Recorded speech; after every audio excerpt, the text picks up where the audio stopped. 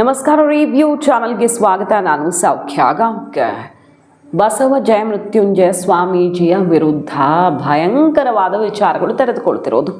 ಮಹಿಳಾ ಆಯೋಗಕ್ಕೆ ಹೋದಂಥ ಸೀಕ್ರೆಟ್ಸ್ ಏನೇನು ಪೊಲೀಸರಿಗೆ ದೂರಲ್ಲಿ ಈಗಾಗಲೇ ದೂರಿನ ಸುತ್ತಾನೆ ಚರ್ಚೆ ವಿಚಾರಗಳೆಲ್ಲ ತೆರೆದುಕೊಳ್ತೇವೆ. ಅಸಲಿಗೆ ಇಷ್ಟೆಲ್ಲ ಆಗೋಕ್ಕಿಂತ ಮುಂಚೆನೆ ಸಮುದಾಯದ ಮುಖಂಡರಿಗೆ ಏನೇನು ಗೊತ್ತಾಗಿತ್ತು, ಭಾರಿ ಮುಖಭಂಗ ಆಗಿದೆ ಮತ್ತು ಆ ಸ್ವಾಮೀಜಿ ಜೊತೆಗೆ ಗುರುತಿಸ್ಕೊಂಡಿರುವಂಥ ನಾಯಕರಿಗೂ ಕೂಡ ಈಗ ತೀವ್ರ ಮುಜುಗರ ತಂದಿಡ್ತಾ ಇದೆ. ಡೀಟೇಲ್ಸ್ ಇಡ್ತಾ ಹೋಗ್ತೀವಿ. ಮಿಸ್ ಮಾಡದೆ ನಮ್ಮ ಚಾನಲ್ನ ಸಬ್ಸ್ಕ್ರೈಬ್ ಮಾಡಿ, ನಿಮ್ಮ ಅಭಿಪ್ರಾಯ ಕಮೆಂಟ್ ಮಾಡುತ್ತಲ್ಲ CS ವೀಕ್ಷಕರೇ. ಕೆಲವು ದಿನಗಳ ಹಿಂದಿನ ಮಾತು, ಈ ಸ್ವಾಮೀಜಿ ಸಿಕ್ಕಾಪಟ್ಟೆ ಫೇಮಸ್. ಕರ್ನಾಟಕದಲ್ಲಿ ಎಂಥ ಹವಾ ಸೃಷ್ಟಿ ಮಾಡಿದ್ರು. ಕಾಂಗ್ರೆಸ್ನವರು, BJPಯವರು ಎಲ್ಲ ನಾಯಕರು ಕೂಡ ಇವ್ರ ಜೊತೆಗೆ ಹೋರಾಟ ಮಾಡಿದ್ದಾರೆ. ವಿಶೇಷವಾಗಿ ಯತ್ನಾಳ್ ಅವರು ಜಯಮೃತ್ಯುಂಜಯ ಸ್ವಾಮೀಜಿ ಜೊತೆಗೆ ಹೆಚ್ಚಿನ ಒಡನಾಟ, ಹೋರಾಟ ಎಲ್ಲ ಮಾಡಿದರು. ಅವ್ರ ವಿರುದ್ಧ ತಿರುಗಿ ಬಿದ್ದಿರೋ ವಿಜಯಾನಂದ ಕಾಶ್ಯಪ್ನವರು ಕೂಡ ಅವ್ರ ಜೊತೆಗೆ ವೇದಿಕೆ ಶೇರ್ ಮಾಡಿ ತುಂಬ ಆಪ್ತರಾಗೇ ಇದ್ದರು. ಆದರೆ ರಾಜಕೀಯ ಹಲವಾರು ಬೇರೆ ಬೇರೆ ಆಯಾಮಗಳಲ್ಲಿ ಒಂದಷ್ಟು ಗುಂಪು ದೂರ ಆಯಿತು. ಕೆಲವರು ಅವ್ರ ಜೊತೆಗೆ ಹೋರಾಟಗಳನ್ನೆಲ್ಲ ಮುಂದುವರಿಸಿದ್ರು. ಆದರೆ ಅದೇ ಜಯಮೃತ್ಯುಂಜಯ ಸ್ವಾಮೀಜಿಯ ವಿರುದ್ಧ ಈಗ ಬಹಳ ದೊಡ್ಡ ವಿಚಾರ ತೆರೆದುಕೊಳ್ತಿದೆ. ಕೆಲವು ದಿನಗಳಿಂದ ಇದು ಸದ್ದಾಗ್ತಾ ಇತ್ತು. ಪ್ರಭಾವಿ ಸ್ವಾಮೀಜಿಯೊಬ್ಬರು ಏನು ಮಾಡಿದ್ದಾರೆ, ವಿದೇಶದಲ್ಲಿ ಏನು ಮಾಡಿದ್ದಾರೆ, ಬೆಂಗಳೂರಲ್ಲಿ ಏನು ಮಾಡಿದ್ದಾರೆ ಅನ್ನೋದ್ರ ಬಗ್ಗೆ ಎಲ್ಲ ಚರ್ಚೆಗಳು ಶುರುವಾಗಿದ್ವು. ಆ ಬಗ್ಗೆ ಸಮುದಾಯದ ಮುಖಂಡರು ತರಾಟೆಗೆ ತಗೊಂಡಿದ್ದಾರೆ, ಕ್ರಮ ಕೈಗೊಂಡಿದ್ದಾರೆ ಅನ್ನುವಂಥ ಸುದ್ದಿಗಳೂ ಬಂದಿದ್ವು. ಈಗ ದೂರು ದಾಖಲಾಗಿದೆ. ಅಧಿಕೃತವಾಗಿ ಅವ್ರ ಹೆಸರೇ ಕೊಟ್ಟು ಮಹಿಳಾ ಆಯೋಗಕ್ಕೆ ಮತ್ತು ಪೊಲೀಸರಿಗೆ ಎಲ್ಲ ದೂರು ಕೊಟ್ಟಿದ್ದಾರೆ. ಮಹಿಳೆ ಅತ್ಯಾಚಾರ, ಲೈಂಗಿಕ ದೌರ್ಜನ್ಯ ಅಂತ ಕಂಪ್ಲೇಂಟನ್ನು ಕೊಟ್ಟಿರೋದು, ಆರೋಪದಡಿ ಕಂಪ್ಲೇಂಟ್ ಕೊಟ್ಟಿದ್ದಾರೆ. CMಗೆ, ಗೃಹ ಸಚಿವರಿಗೆ, ಮಹಿಳಾ ಆಯೋಗಕ್ಕೆ ಎಲ್ಲ ಹೋಗಿದೆ. ಪೊಲೀಸರಿಗೆ ಇನ್ವೆಸ್ಟಿಗೇಷನನ್ನು ಶುರು ಮಾಡಿದ್ದಾರೆ. ಸೂಕ್ತ ಕ್ರಮ ಆಗಬೇಕು. ಯಾವ ಸ್ವಾಮೀಜಿ ಆಗಲಿ ಇನ್ನೊಬ್ಬರಾಗಲಿ ಯಾವ ಮುಲಾಜು ಇಲ್ಲ ಅಂತ ಮಹಿಳಾ ಆಯೋಗ ಕೂಡ ಎಚ್ಚರಿಕೆ ಕೊಟ್ಟಿದೆ. ಬೆಂಗಳೂರು ಮೂಲದ ಮಹಿಳೆಯೊಬ್ಬರು ದೂರು ಕೊಟ್ಟಿದ್ದಾರೆ. ನಗರ ಪೊಲೀಸ್ ಆಯುಕ್ತರಿಗೆ ತನ್ನ ಹತ್ರ ಏನೇನು ಸಾಕ್ಷಿ ಇದೆಯೋ ಎಲ್ಲದರ ಸಮೇತ ದೂರು ಕೊಟ್ಟಿದ್ದಾರೆ. ರಾಜ್ಯ ಮಾನವ ಹಕ್ಕು ಆಯೋಗಕ್ಕೂ ದೂರು ಸಲ್ಲಿಕೆ ಮಾಡಿದ್ದಾರೆ. ಸ್ವಾಮೀಜಿ ಜೊತೆ ವಿಶ್ವಾಸದಿಂದ ಇದ್ದರೂ ಸಂತ್ರಸ್ತೆ ಅನ್ನೋದು ಗೊತ್ತಾಗ್ತಿದೆ. ಆಶ್ರಮ, ಅದು ಇದು, ಹಣದ ಸಹಕಾರ, ಮತ್ತೊಂದು ಅಂತ ಪರಿಚಯ, ಸ್ನೇಹ ಆಗಿ ಕೊನೆಗೆ ಲೈಂಗಿಕವಾಗಿ ಇವರನ್ನು ಮಿಸ್ಯೂಸ್ ಮಾಡಿಕೊಂಡು ದೌರ್ಜನ್ಯ ಎಸಗಿ ಆಕೆ ಮೇಲೆ ಅತ್ಯಾಚಾರ ಮಾಡಿ ವಿಡಿಯೋನು ಮಾಡಿಕೊಂಡು ಬ್ಲ್ಯಾಕ್ ಮೇಲ್ ಮಾಡ್ತಿದ್ರು ಅನ್ನೋ ರೀತಿಯಲ್ಲಿ ಆರೋಪ ಕೇಳಿ ಬರ್ತಿದೆ. ಪ್ರತಿಯಾಗಿ ಅವರು ದೂರು ಕೊಟ್ಟಿದ್ದಾರೆ. ನನ್ನ ಹತ್ರ ಹಣ ಸಹಾಯ ಕೇಳಿ ಆಮೇಲೆ ಈ ರೀತಿ ನಮ್ಮನ್ನೇ ಬ್ಲ್ಯಾಕ್ ಮೇಲ್ ಮಾಡ್ತಿದ್ದಾರೆ ಅನ್ನೋ ರೀತಿಯಲ್ಲಿ ಅವರು ಪ್ರತಿಯಾಗಿ ದೂರು ಕೊಟ್ಟಿದ್ದಾರೆ. ಖಾಸಗಿ ವಿಡಿಯೋ ರೆಕಾರ್ಡ್ ಮಾಡಿಕೊಂಡ ಆರೋಪ ಈಗ ಸ್ವಾಮೀಜಿ ಮೇಲೆ ಆ ವಿಡಿಯೋ ಮೂಲಕ ಬ್ಲ್ಯಾಕ್ ಮೇಲ್ ಮಾಡಿ ತನ್ನನ್ನು ಹೇಗೆ ಹೆದರಿಸ್ತಿದ್ರು ಅಂತ ಆಕೆ ದೂರನ್ನು ಕೊಟ್ಟಿರೋದು.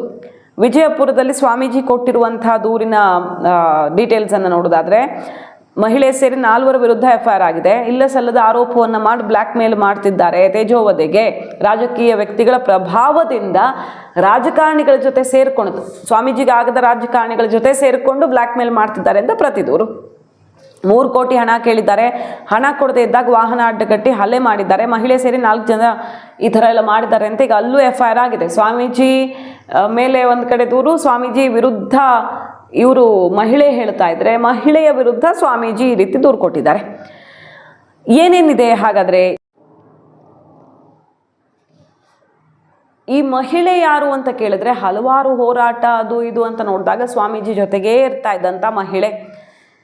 ಹೋರಾಟಗಳಲ್ಲಿ ಎಲ್ಲಿ ಹೋದರೂ ಒಟ್ಟಿಗೆ ಇರ್ತಾ ಇದ್ರು. ಹೆಚ್ಚಿನ ಪ್ರಮಾಣದಲ್ಲಿ ವಿಶ್ವಾಸ ಇತ್ತು. ಆಮೇಲೆ ಇಲ್ಲಿ ಬೆಂಗಳೂರಿಗೆ ಬಂದಾಗ ಅದೇ ಸಲುಗೆಯಲ್ಲಿ ದೌರ್ಜನ್ಯ ಎಸಗಿದ್ದಾರೆ ಅಂತ ಗೊತ್ತಾಗ್ತಿದೆ. ವಿಡಿಯೋ ಕಾಲ್ ಮಾಡಿ ಅಶ್ಲೀಲವಾಗಿ ವರ್ತಿಸ್ತಾ ಇದ್ರು ಅನ್ನುವಂಥ ಆರೋಪ ಕೇಳಿ ಬರ್ತಾ ಇದೆ. ಖಾಸಗಿ ವಿಡಿಯೋ ರೆಕಾರ್ಡ್ ಮಾಡಿಕೊಂಡಿದ್ದಾರೆ.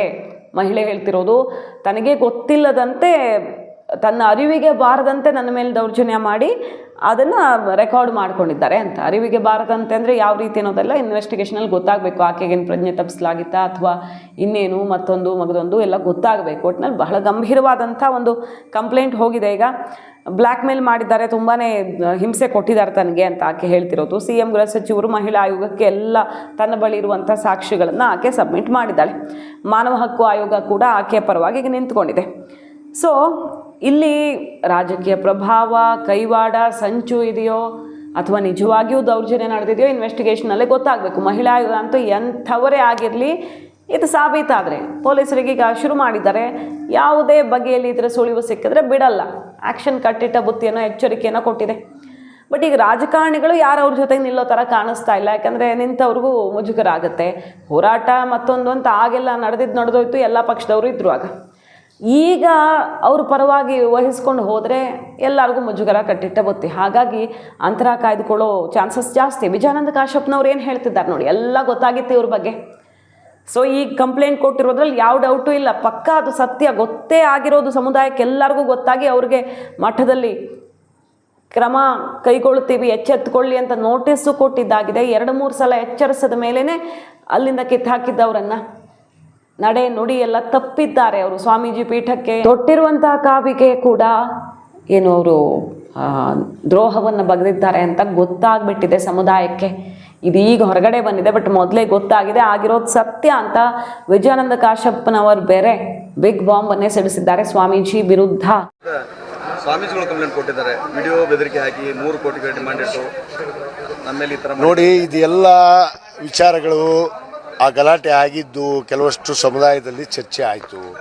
ಸಮುದಾಯದ ಮುಖಂಡರು, ಸಮುದಾಯ ನಾಯಕರು ಮತ್ತು ಅನೇಕ ಜನ ನನಗೂ ಕೂಡ ದೂರವಾಣಿ ಕರೆ ಮಾಡಿ ಆ ಘಟನೆ ನಡೆದ ದಿವಸನೇ ನನಗೆ ಈ ವಿಚಾರವನ್ನು ತಿಳಿಸಿದರು. ತಿಳಿಸಿದಾಗ ಯಾರೋ ಇರಬೇಕು, ಏನೋ ಅಚೂರತೆಯಿಂದ ಆಗಿರಬೇಕು ಅನ್ನೋದನ್ನು ನಾವು ಅಂದ್ಕೊಂಡಿದ್ವಿ. ಆದರೆ ಅದು ಈ ರೀತಿ ಮುಂದುವರಿಯುತ್ತೆ ಅನ್ನೋದು ನಾವು ಕೂಡ ವಿಚಾರಣೆ ಮಾಡಿರಲಿಲ್ಲ. ಯಾಕಂದರೆ ಒಂದು ಗಲಾಟೆ ಆಯಿತು, ಒಂದು ಹೆಣ್ಮಗಳು ಹಿಂಗೆ ಅನ್ಯಾಯ ಮಾಡಿದ್ರು ಅನ್ನೋದು ಮಾಧ್ಯಮದಲ್ಲಿ ಗೋಚರ ಆಗಿದ್ದನ್ನು ನಾನು ಕೂಡ ನೋಡಿದೆ. ಆದರೆ ನಮ್ಮ ಪೀಠದಿಂದ ಅವ್ರನ್ನ ಉಚ್ಚಾಟನೆ ಮಾಡೋದು ಉದ್ದೇಶಗಳು ಕೂಡ ಕೆಲವಷ್ಟು ವಿಚಾರಗಳು ಈ ರೀತಿ ನಮ್ಮ ಹಿರಿಯರಿಗೆ ಗೊತ್ತಾದಲ್ಲೇ ಅವ್ರು ನಿರ್ಣಯ ತೆಗೆದುಕೊಂಡ್ರು. ಎಲ್ಲ ಸಮಾಜದವರು ಏನು ಈ ರೀತಿ ಅವ್ರು ನಡೆ ತಪ್ಪಿದ್ದಾರೆ, ನುಡಿ ತಪ್ಪಿದ್ದಾರೆ, ಅವ್ರ ಆಚಾರ ವಿಚಾರ ತಪ್ಪು ಹೋಗ್ಬಿಟ್ಟವು. ಸೂಕ್ಷ್ಮವಾಗಿ ಇದು ಸಮಾಜದ ಮುಂದೆ ಕಳಂಕ ಆಗ್ಬಾರ್ದು, ಸಮಾಜಕ್ಕೆ ಕಳಂಕ ಬರಬಾರ್ದು. ಈ ರೀತಿ ನಡ್ಕೊಳ್ಳೋಂಥ ರೀತಿಗಳನ್ನು ನಾವು ಸರಿಯಾಗಿ ತಿಳಿಸ್ಬೇಕು ಅಂತ ಅವರಿಗೆ ಅನೇಕ ಬಾರಿ ನಮ್ಮ ಸಮಾಜದ ಹಿರಿಯರು ಅವರಿಗೆ ಟ್ರಸ್ಟ್ ವತಿಯಿಂದ ನೋಟಿಸನ್ನು ಕೊಟ್ಟಿದ್ದಾರೆ, ಹೇಳಿದ್ದಾರೆ. ಅವ್ರು ತಿಳ್ಕೊಳ್ಳುವಂಥ ಕೆಲಸ ಮಾಡಲಿಲ್ಲ. ಅನಿವಾರ್ಯವಾಗಿ ಯಾರು ನೊಂದಂಥ ವ್ಯಕ್ತಿ ಇವತ್ತು ಕೋರ್ಟ್ ಮೆಟ್ಲಾಗೋದು, ಇವತ್ತು ಪೊಲೀಸ್ ಸ್ಟೇಷನ್ ಮೆಟ್ಲು ಹತ್ತೋದು ಸಹಜವಾಗಿ ಯಾರಿಗೆ ಅನ್ಯಾಯ ಆಗುತ್ತೆ ಅವ್ರಿಗೆ ಕಾನೂನು ನೆರೆಗೆ ಹೋಗಬೇಕಲ್ಲ. ಆ ರೀತಿಯಲ್ಲಿ ಹೋಗಿದ್ದಾರೆ. ಆ ಘಟನೆಗಳು ನಡೆದಿದೆ ಅನ್ನೋದು ಗೊತ್ತಿದೆ. ಇವತ್ತು ಏನಾಗಬೇಕು, ಯಾರ್ಯಾರು ಏನೇನು ತಪ್ಪು ಮಾಡ್ತಾರೆ ಅದನ್ನ ಮಾಡಿದ್ದು ಅನ್ನೋ ಮಾರಾಯ ಅಲ್ಲ, ಕೊಡಬಾರ್ದಾಗಿತ್ತು ಅಂತ ನಾವು ಹೇಳ್ತೀವಿ. ನಾವು ಅವ್ರು ಹೇಳ್ದಂಗೆ ನಡಿಬೇಕಲ್ಲ. ನೋಡ್ರಿ, ಒಂದು ನಮ್ಮ ದೇಶದಲ್ಲಿ ಒಂದು ಶ್ರದ್ಧೆ ಮನೋಭಾವನೆ, ಆ ಕಾವಿಗಿರುವಂಥ ಒಂದು ದೊಡ್ಡ ಗೌರವ ಇದೆ. ಆ ಗೌರವಕ್ಕೆ ಆ ಒಂದು ಕಾವಿಗೆ ಇವತ್ತು ಕಳಂಕ ತಂದಂತೆ ಇದು. ಯಾಕಂದರೆ ಇವರು ವೈಯಕ್ತಿಕ ವಿಚಾರಗಳು ಆ ರೀತಿ ಇದ್ರೆ ಅಂದ್ರೆ ಇವರು ಸಂಸಾರಸ್ಥರಾಗಬೇಕಾಗಿತ್ತು. ಯಾಕೆ ಸನ್ಯಾಸಿ ಪೀಠಕ್ಕೆ ಬರಬೇಕಾಗಿತ್ತು? ಸನ್ಯಾಸಿ ಪೀಠ ಯಾಕೆ ಬೇಕು ಇವರಿಗೆಲ್ಲ? ಒಂದಲ್ಲ ಹಲವಾರು ಘಟನೆಗಳು ಅದಾವೆ. ಅಕ್ರಮ ಆಸ್ತಿ ಮಾಡಿದ್ದಾರೆ, ಆಸ್ತಿ ಮಾಡಿದ್ದು ನಮ್ಗೆ ದಾಖಲೆಗಳು ಸಿಕ್ಕಿದಾವೆ. ನಾವೆಲ್ಲವನ್ನು ಹೇಳ್ಕೊಂಡು ಕೂತ್ರು ನಾವು ಏನೋ ಬ್ಲ್ಯಾಕ್ ಮೇಲ್ ಮಾಡ್ತೀವಿ, ಅವರು ವಿರೋಧಿಗಳಾಗಿದ್ದೀವಿ, ನಮ್ಮ ಮೇಲೆ ವಾಟ್ಸಪ್ಪು ಇನ್ಸ್ಟಾಗ್ರಾಮ್ ಮೇಲೆ ನಮ್ಮ ಫೋಟೋ ಹಾಕಿ ಕೆಲವಷ್ಟು ಏನು ಈ ಲುಚ್ಚಾಗಳಿಂದ ಏನೇನೋ ಟ್ರೋಲ್ ಮಾಡಿ ಮಾತಾಡಿಸುವಂಥದ್ದು ಇವರೇ ಮಾಡೋದು ಕೆಲಸ ಅದು. ಸೊ ಗಂಭೀರ ಸ್ವರೂಪಕ್ಕೆ ಹೋಗಿದೆ ಈ ಪ್ರಕರಣ. ಒಬ್ಬ ಪ್ರಭಾವಿಯಾಗಿದ್ರು ಇವರು, ರಾಜ್ಯದಲ್ಲಿ ತುಂಬಾನೇ ಪ್ರಭಾವ ಸೃಷ್ಟಿ ಮಾಡಿದ್ರು. ದೊಡ್ಡ ಹೋರಾಟದ ಭಾಗವಾಗಿ ಹೆಸರು ಮಾಡಿದ್ದ ಸ್ವಾಮೀಜಿ, ದೊಡ್ಡವರಿಗೆ ಆಪ್ತರಾಗಿದ್ದಂತಹ ಸ್ವಾಮೀಜಿ ಈಗ ಈ ರೀತಿ ಲಾಕ್ ಆದ್ರ ತನ್ನ ತಪ್ಪಿಲ್ಲ, ಬ್ಲ್ಯಾಕ್ ಮೇಲ್ ಇದು ಅಂತ ಹೇಳ್ತಿದ್ದಾರೆ. ಆದರೆ ಡಿಜಿಟಲ್ ಸಾಕ್ಷ್ಯಗಳ ಯುಗದಲ್ಲಿ ಅಷ್ಟು ಸುಲಭನ ತಪ್ಪಿಸ್ಕೊಳ್ಳೋದು ಕಾದು ನೋಡಬೇಕು. ಮಾಹಿತಿ ಇಷ್ಟ ಆಗಿದ್ರೆ ಮಿಸ್ ಮಾಡಿದ್ರೆ ನಮ್ಮ ಚಾನಲ್ನ ಸಬ್ಸ್ಕ್ರೈಬ್ ಮಾಡಿ, ನಿಮ್ಮ ಅಭಿಪ್ರಾಯ ಕಮೆಂಟ್ ಮಾಡಿ ತಿಳಿಸಿ. Thank you.